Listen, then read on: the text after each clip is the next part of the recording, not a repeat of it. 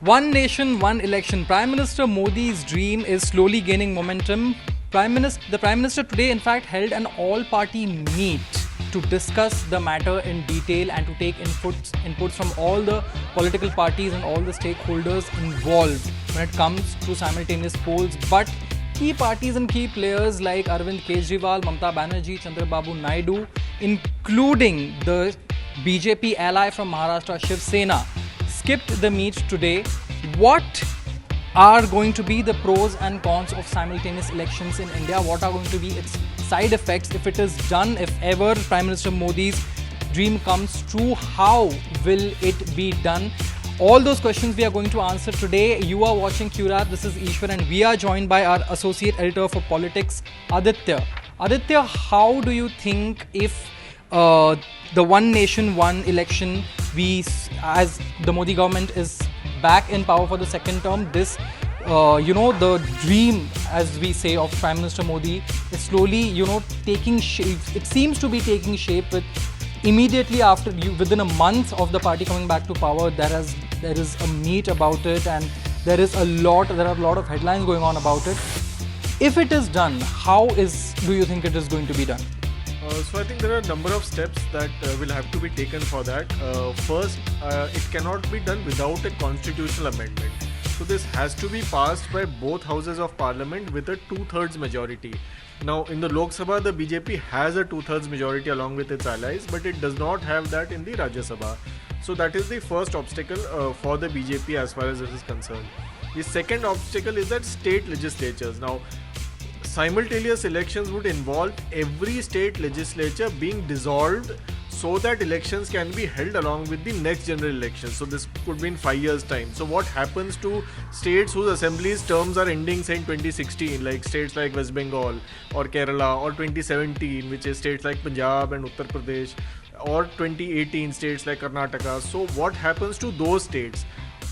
These states will have to dissolve their assemblies and remain in abeyance till the next elections are held. Or maybe the central elections have to be advanced so that all the elections can be held together, say in 3 years' time or 4 years' time. So this is a very, very complicated process, and I don't think that even the government has thought it through properly. I don't think even the allies have an idea on how this is going to play out. So a very ambitious plan by PM Modi, but it's still not clear how he plans to implement this.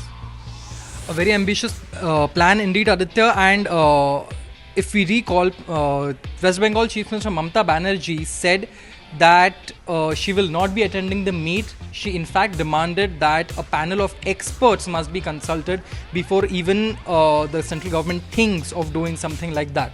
So when we talk about consulting experts, what do you think are going to be the pros and cons of this move? Are the pros more than the cons? What do you think is going to happen? I think the only pro in this sense is expenditure. It is an expensive exercise to hold national elections once and then state elections subsequently. Obviously, it will save the election commission and the government a lot of cost if all the elections are held together.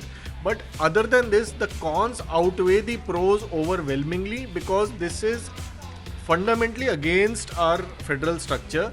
It is fundamentally against our parliamentary structure as well, because state legislatures have their own terms. You can't just dissolve all the state legislatures because you feel you want to hold all the elections together. It's whimsical, and it completely ignores the aspirations of people who are in the states. It ignores what each state election means. So it is constitutionally it's a problem. Secondly, even in terms of politics, it clearly means that the center is now going to dictate what states do, whether or state ki government kab banti hai, kab nahi banti. It's the center which will now dictate. So it's a very, very problematic exercise from that respect. Thirdly, you are then converting the Indian election into a de facto presidential election.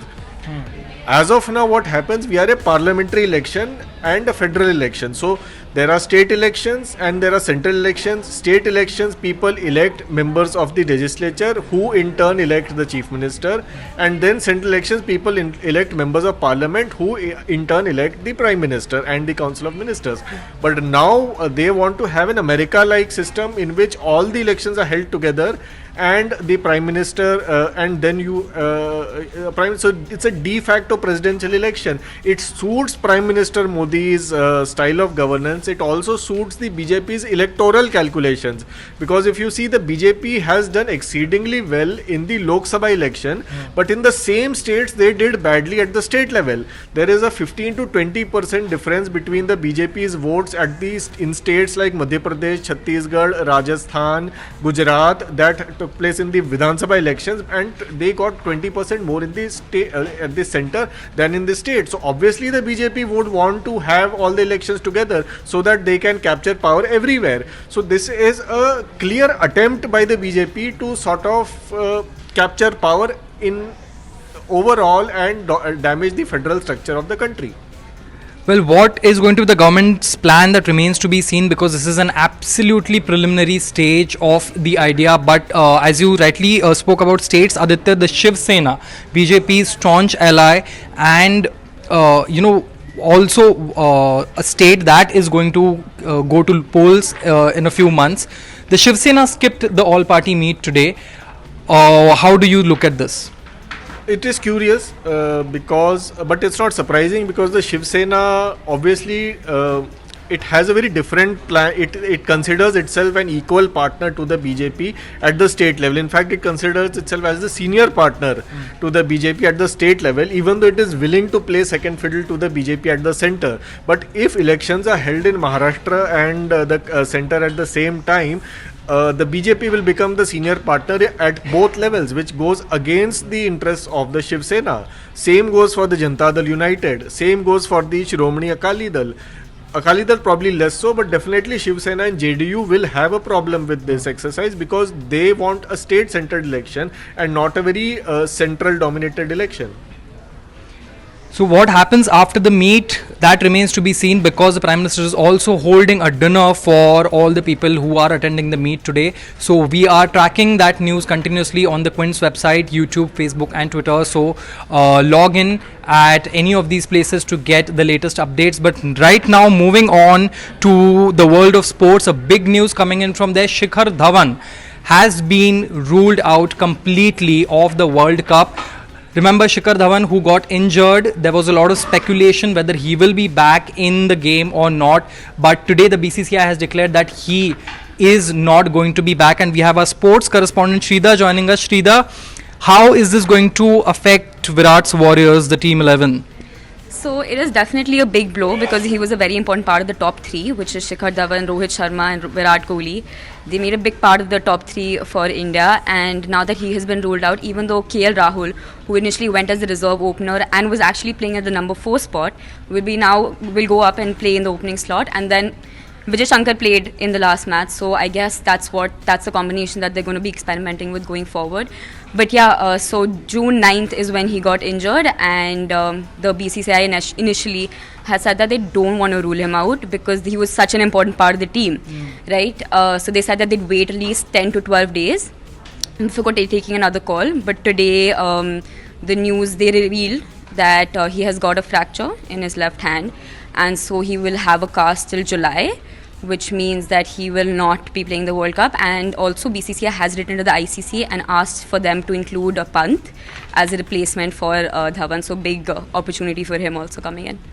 So big opportunity for Pant, and it remains to be seen and how in the upcoming matches Virat and his men, what strategies do they use. But as far as Shikhar Dhawan goes, he is now ruled out of the World Cup team for this year. So what strategy they are going to use, it remains to be seen. But the parliament is definitely using some very different strategies. Yesterday, Jai Ma Kali was TMC MP Kakoli Ghosh's response to the heckling that she had to go through in the parliament while taking oaths. Similarly, many opposition MPs, including Asaduddin Owaisi, also had to go through a similar situation. But Sushovan, our reporter, spoke to Kakoli Ghosh, and one other TMC MP today, Sushovan. The heckling that took place yesterday, what was the feeling that you got when you spoke to Kakoli Ghosh today? So I spoke with Kakoli Ghosh Dostidar in the morning, and I also spoke with Trinamool Congress MP from Howrah, Prasoon Banerjee. Now both of them clearly looked quite disturbed by this, and one of the things both of them mentioned was that we are MPs here for the third time. So we are taking oath here for the third time. So and we are used to how things work. And leaving aside what happens in Parliament, where at the oath taking ceremony, it's a solemn occasion where all MPs recognize that winning a Lok Sabha election is a tough thing. So when people are taking oath, regardless of party lines, MPs, applaud one another and cheer each other on, and realize that, now that we're inside Parliament, we're all working together towards a common goal of, passing important bills and legislation, etc. So they said that this was unprecedented, and we saw that a lot of MPs, especially non-Hindu MPs, Muslim MPs, many of them were heckled with chants of Jai Shri Ram, and this heckling was particularly reserved for MPs from West Bengal, specifically from Trinamool Congress, who we know have been in a very bitter battle with BJP and Modi versus Mamta and all of that. So when Kakoli Ghosh Dostidar got up to take her oath and was walking to the microphone, obviously she was met with the same Jai Shri Ram chants, and instead of walking quietly, what she did was she outshouted the BJP MPs with her own chant of Jai Ma Kali. Now, this was obviously quite unprecedented, but also quite dramatic. And when I asked her why she did that, her response was that, I also felt that this Jai Shri Ram chant towards me was also being imposed towards the people of West Bengal, for whom Jai Shri Ram is not something that they used to hearing, and something that's not very relevant or very, very commonly said in West Bengal, which is why I spontaneously responded with something I am familiar with all my life, which is Jai Ma Kali, because people of West Bengal are primarily Kali or Durga worshippers, is what she said. So obviously moving forward, we can see that if this was a trailer, the next 5 years in Parliament are also going to be quite dramatic. In fact, let's play out a small chunk of Sushovan's interview from today with I beg your pardon, TMC MP Kakoli Ghosh, and another TMC MP he spoke to was Prasoon Banerjee. Let's hear their thoughts, what they had to say about it. They were shouting Jai Shri Ram. The proceedings were getting disturbed, no doubt. So when I saw this, I thought they were also hurting the Bengali sentiment, because Bengalis are worshippers of Mother Goddess Durga and Kali.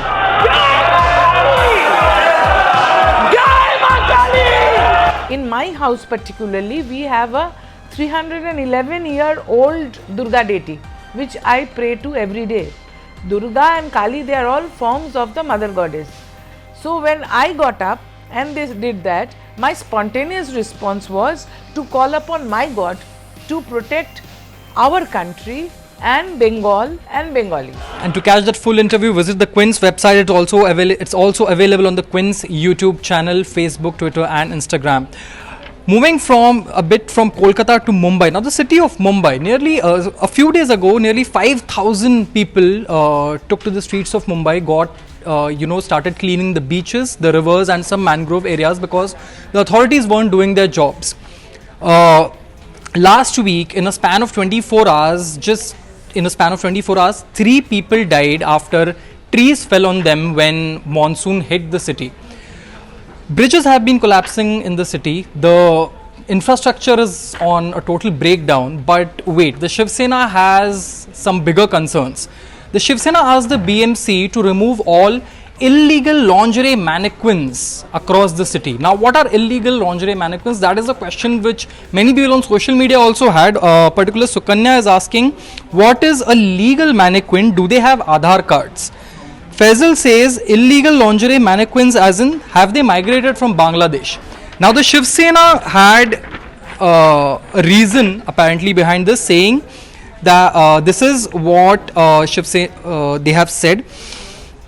We have no issues with mannequins placed inside the shops legally, But if there is a display of them on trees or on the walls, or if someone carries them out on the streets, then that is illegal. We have demanded action against those who indulge in such acts. This was Shiv Sena Sheetal Mhatre. This was her statement. Now, as one Twitter user rightly put out, this is a clear case of misplaced priorities by the Shiv Sena when it comes to the BMC and the city of Mumbai.